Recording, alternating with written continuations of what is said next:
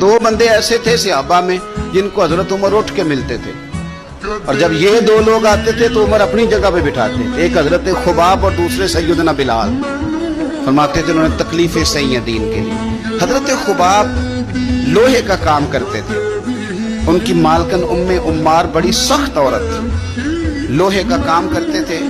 حضور صلی اللہ علیہ وسلم کا کلمہ پڑھ گئے۔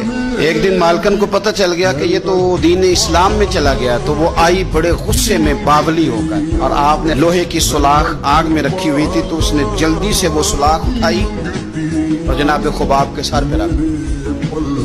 جلتی ہوئی سلاخ وہ آگ کا انگارہ بن جاتی، جل گیا سر مبارک۔ بڑی تکلیف میں آئے میرے رسول پاک صلی اللہ علیہ وسلم کے حضور، عرض کی حضور میں تکلیف میں ہوں، میرے لیے دعا فرمائیں۔ حضور نے کیا جملے کہے، قربان جائیں مدینے والے کی دعاؤں پر۔ حضور کی دعا